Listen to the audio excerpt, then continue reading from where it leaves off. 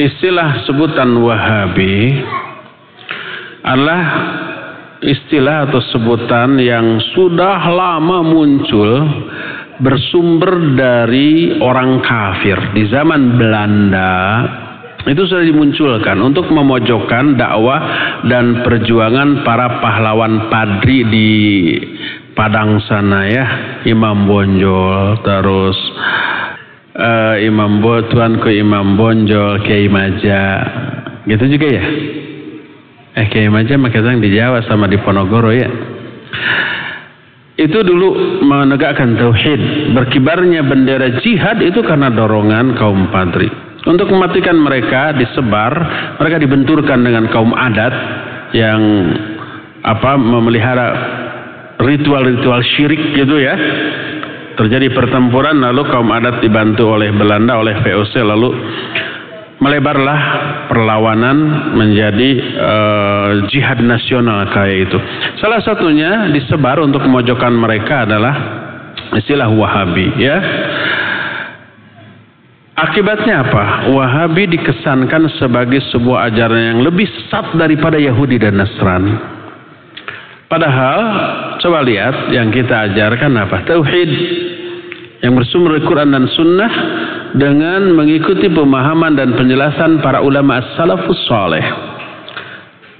Ulama-ulama terdahulu yang kita kaji, yang kita kutip adalah imam-imam ahlus sunnah yang dikenal. Seluruh para mudawin hadis seperti Imam Bukhari, Imam Muslim, Abu Daud dan yang lain-lainnya.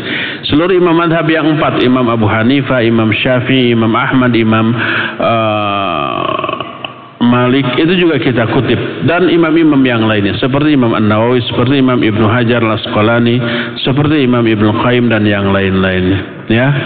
Kalau semua itu disebut dengan Wahabi dan dianggap sesat dan keliru, para bersumber dari Quran Sunnah menurut pemahaman para ahlinya, lalu yang benar itu yang anti Wahabi gitu ya. Jadi tunjukkan di mana letak kekeliruan, kesalahan orang-orang disebut dengan sebutan Wahabi. Kalau kekeliruan, mereka anti sholawatan, kata siapa? Kita suka sholawat apa tidak?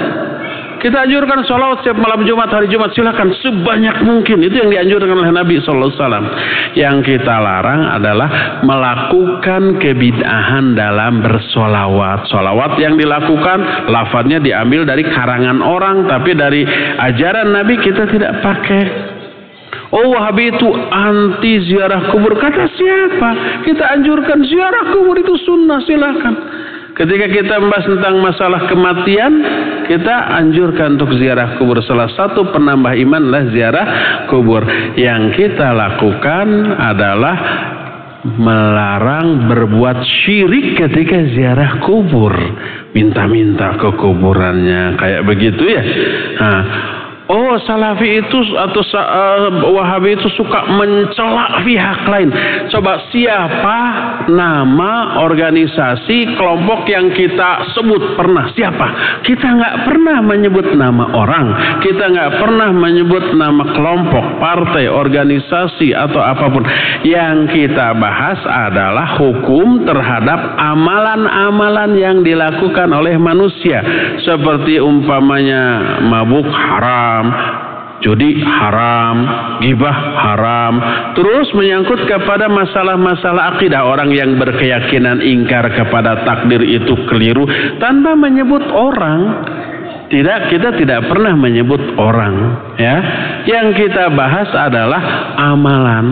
Tapi akhirnya pelaku dari amalan ini merasa tersinggung, lalu dianggap kita menyesatkan orang. Kalau umpamanya salah berarti kita memvonis ahli neraka. Kapan kita memvonis ahli neraka? Siapa sekarang yang nyata-nyata kafir dan memusuhi Islam? Umpamanya Presiden Amerika. Kafir enggak? Kafir. Pasti enggak dia ke neraka? Ada yang berani? Enggak. Kafir ya, tapi kalau dalam kekafiran ini mati pasti masuk ke neraka. Tapi berani nggak? Dia pasti ke neraka. Enggak, karena apa? Belum mati. Mungkin nggak sebelum matinya tobat dan masuk Islam? Sangat mungkin. Ada nggak orang yang tadinya anti-Islam kemudian taubat, menangis dan menyesal atas penghinaan dan kejahatan dia terhadap Islam? Ada banyak yang seperti itu. Para sahabat tadinya anti-Islam, tadinya memusuhi Islam, memerangi Islam, mau membunuh Nabi Muhammad SAW, tapi dapat hidayah. Pernah nggak Umar bin Khattab mau membunuh Nabi SAW? Iya. Pernah nggak Abu Sufyan, Khalid bin Walid mau membunuh Nabi SAW dan memerangi di medan perang? Pernah. Bukan hanya cita-cita, tapi sudah. Waktu perang Badar ikut, waktu perang Uhud ikut. Siapa orang kafir yang waktu itu masih kafir yang menyebabkan menjadi penyebab kekalahan kaum muslimin di medan perang Uhud? Khalid bin Al-Walid yang waktu itu masih kafir. Tapi mereka kemudian Allah beri hidayah masuk Islam dan bagus keislamannya dan mati dalam keadaan Islam. Jangan terlalu dini memvonis orang sebagai ahli neraka. Makanya kalau kita katakan mabuk itu dosa, apakah kita memvonis si pemabuk sebagai ahli neraka? Tidak. Judi itu haram, apakah kita memvonis pelaku perjudian sebagai ahli neraka? Tidak. Kita tidak sedang memvonis pelaku, tapi sedang menghukumi sebuah perbuatan. Ya, judi haram, mabuk haram. Pelakunya mungkin nggak sebelum matinya tobat? Mungkin. Ada nggak di sini yang dahulunya pernah mabuk, pernah judi? Mungkin ada. Sekarang sudah tobat, ya. Dan mungkin mati dalam keadaan lebih baik keislaman daripada kita. Kemudian masuk ke dalam surga, sangat mungkin. Itu yang kita lakukan. Tapi orang karena sentimennya berlebihan, ketika kita menyatakan bahwa judi itu haram, oh itu memvonis pelaku perjudian sebagai ahli neraka. Memangnya surga itu mau diborong sendirian loh, sepi kalau sendiri ke sana. Ada yang ngomong begitu? Ada. Itu orang tidak ilmiah ngomongnya, tidak memberi bantahan secara ilmiah. Jadi tuduhan mereka bukan karena benar-benar kita melakukan seperti yang mereka tuduhkan, tapi karena terdorong sikap sentimen yang berlebih-lebihan. Ya, coba tunjukkan di mana kekeliruan kita dan kapan kita ngomong seperti yang mereka tuduhkan tersebut. Ada buktinya, semua kajian kita direkam.